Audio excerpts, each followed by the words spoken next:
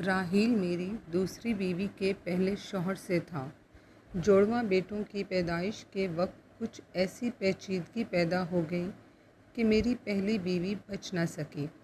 बच्चों की देखभाल के लिए अम्मा फौरी तौर पर खैरुन्निसा को ब्याह लाईं और यूँ राहील भी हमारी ज़िंदगी में चला आया। पहले दिन अम्मा ने इसका तारुफ़ करवाते वक्त कहा, बेटा, खैरुन्निसा बहुत अच्छी औरत है और दुखी भी है। तेरे घर और बच्चों को बहुत प्यार से संभाल लेगी।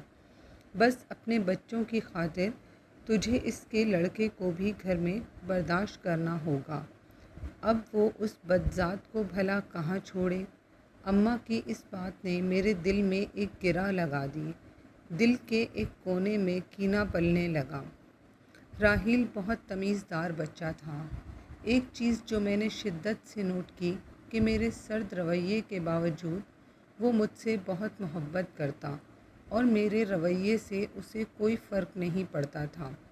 सुबह जब मैं नाश्ते के लिए खाने की मेज़ पर आता, राहील इंतहाई तमीज़ के साथ अस्सलामुअलैकुम अब्बा जान कहता और भागकर मेरे आगे अखबार रखता।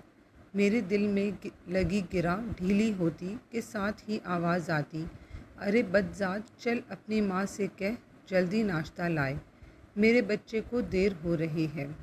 वालेकुम अस्सलाम के साथ राहील के सर पर प्यार देने के लिए उठता हाथ वही मेरी अपाहज सोच के साथ लड़ता और शिकस्त खाकर ढेर हो जाता। खैरुन्निसा ने मेरे घर और बच्चों को अच्छी तरह से संभाल लिया था। वो बहुत साबिर औरत थी, कभी शिकवा ज़बान पर ना लाती। मुझे याद है एक दिन राहील उससे पूछ रहा था, अम्मी जान, बदजात क्या होता है? मेरा पूरा जिस्म कान बन गया। मेरी समातें शिद्दत से खैरुन्निसा के जवाब की मुंतज़िर थीं। मुस्कुरा कर कहने लगी, जब कोई बहुत प्यारा लगे और नज़र लगने के डर से आप बताना न चाहें तो उसे बदजात कहते हैं। उस दिन मैंने देखा राहील बहाने बहाने से सारा दिन अम्मा के गिर्द फिरता रहा। कभी जाए नमाज बिछा कर दे रहा है और कभी ज़रा से खांसने पर पानी का गिलास उनके आगे रख रहा है।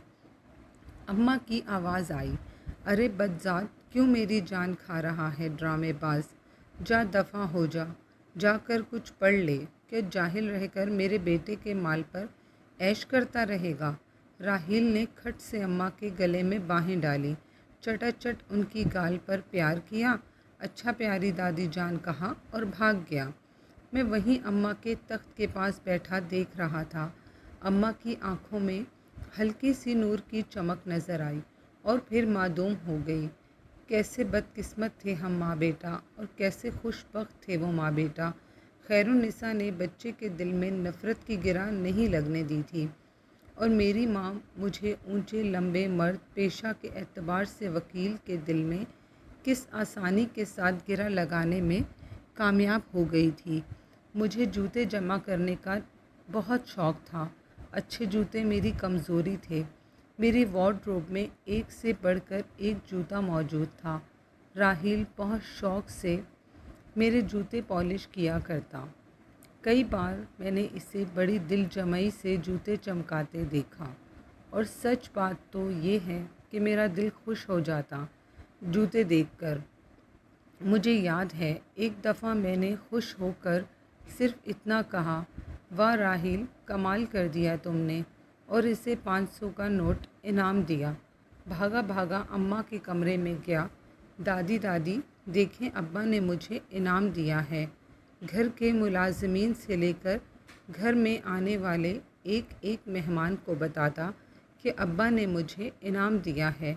अम्मा ने बदजात दफ़ा हो जाके मुँह फेर लिया। काश अम्मा उसे खैरुन्निसा की खातिर ही एक बार गले से लगा लेती, जिसने उनके पोतों को अपने जिगर के टुकड़े से बढ़कर प्यार दिया था। अम्मा की लगाई हुई नफ़रत की धीमी आंच पर मेरी अना का बुत पकता रहा।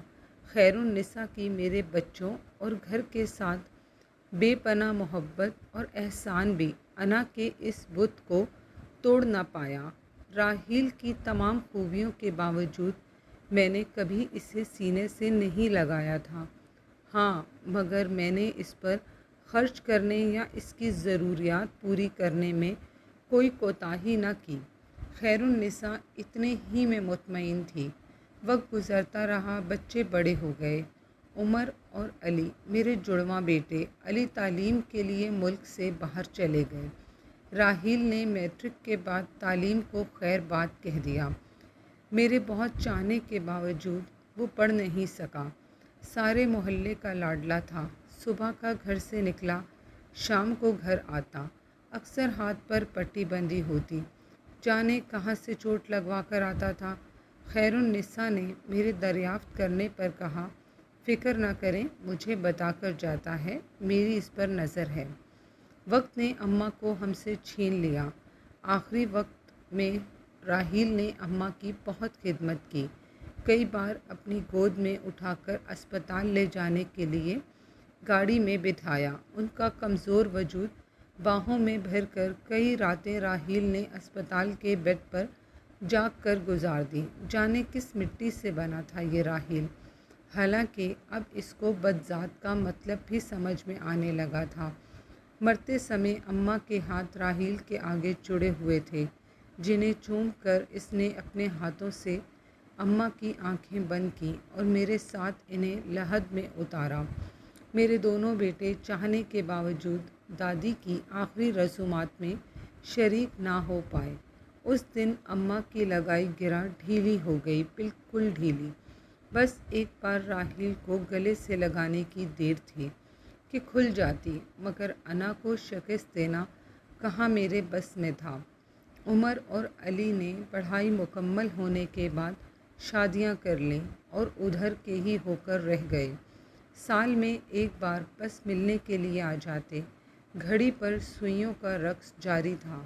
اب کے ڈانس اسٹیپ میں وقت کا پاؤں میری قسمت پر تھا۔ مجھے اپنی کارکردگی پر ایک بہت بڑا ایوارڈ ملنے والا تھا کہ مجھے فالج ہو گیا۔ چمکتے بوٹ پہننے والے پاؤں مفلوج ہو گئے۔ کیا عثمان شاہ ننگے اور ٹیڑھے پاؤں کے ساتھ ویل چیئر پر ایوارڈ وصول کرے گا؟ جس انا کے بت کو میں نہ توڑ پایا، اللہ نے اسے توڑ ڈالا تھا۔ نوکروں کی فوج کے باوجود راحیل میرے سارے کام اپنے ہاتھ سے کرتا۔ تقریب والے دن اس نے مجھے اپنے ہاتھوں سے بہترین لباس پہنا کر تیار کیا، جیسے کوئی باپ اپنے بچے کو اسکول کے پہلے دن کے لیے تیار کرتا ہو، اور پھر ایک انتہائی خوبصورت کالے چمڑے کے بوٹ میرے پاؤں میں پہنانے لگا، جو کہ اسپیشل میرے پاؤں کے لیے بنے تھے۔ مجھے جوتوں کی بہت پہچان تھی۔ جوتے کسی بہت مہنگی کمپنی پر آرڈر دے کر بنوائے گئے تھے۔ ایوارڈ کے لیے میری ویل چیئر چلانے کے لیے اسپیشل انتظام تھا، مگر راحیل خود میری ویل چیئر چلا کر اسٹیج پر لایا۔ ایوارڈ ملنے کے بعد میرے گال پر بوسہ دیا اور کہنے لگا، آئی ایم پراؤڈ آف یو بابا۔ میں کہنا چاہتا تھا، میں بہت بار راحیل سے کہنا چاہتا تھا، I am proud of my son, مگر کبھی نہ کہہ سکا۔ وہ ایک بار پھر جیت گیا۔ یہ مائیں بڑی ظالم ہوتی ہیں، ان کی لگائی گرہیں بہت سخت ہوتی ہیں، وقت کے ساتھ ڈھیلی تو پڑ جاتی ہیں مگر کھل نہیں پاتی۔ میرے کان میں اماں کی آواز آئی، بدذات، آج شاید میری انا کا امتحان تھا۔ ایوارڈ کی تقریب کے بعد راحیل مجھے جوتوں کی ایک فیکٹری میں لے گیا۔ اندر داخل ہوتے ہی میں نے دیکھا ہر کوئی راحیل کو سلام صاحب، سلام صاحب کہہ رہا ہے، اور پھر راحیل مجھے ایک دفتر میں لے گیا، جہاں ایک بہت خوبصورت بزرگ بیٹھے تھے۔ راحیل کو دیکھتے ہی اٹھ کر آئے، اس کے سر پر ہاتھ پھیرا اور کہنے لگے، مبارک ہو عثمان شاہ صاحب، اللہ کو کوئی تو آپ کی بات پسند آئی ہوگی جو اس نے آپ کو راحیل جیسا بیٹا دیا۔ یہ آپ کے بیٹے کی فیکٹری ہے، آپ کا بیٹا دنیا کا سب سے مشہور شو میکر ہے۔ مجھے یاد ہے ایک دفعہ میری پسند کے بہت مہنگے جوتے خراب ہو گئے تھے۔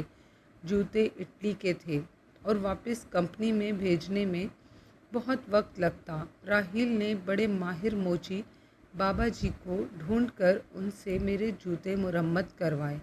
ये वही जूते थे जिन पर खुश होकर मैंने उसे 500 का नोट इनाम में दिया था। बाबा जी की महारत देखते हुए मेरे शौक़ की खातिर राहील ने उनसे जूते बनाने का फ़न सीखा और अब राहील के बनाए जूते पूरी दुनिया में मशहूर थे। यूरोप से उमरा राहील को अपने जूते बनवाने के लिए बुलाते, मगर वो मुझे और अपनी माँ को छोड़कर कभी नहीं गया। बाबा जी ने सारी कहानी सुनाई। उस वक्त राहील के पट्टी बंधे हाथ मेरी आंखों के सामने आते रहे। उसके हाथों में चुभने वाली सुइयाँ मेरे सारे जिस्म में छेद कर गईं।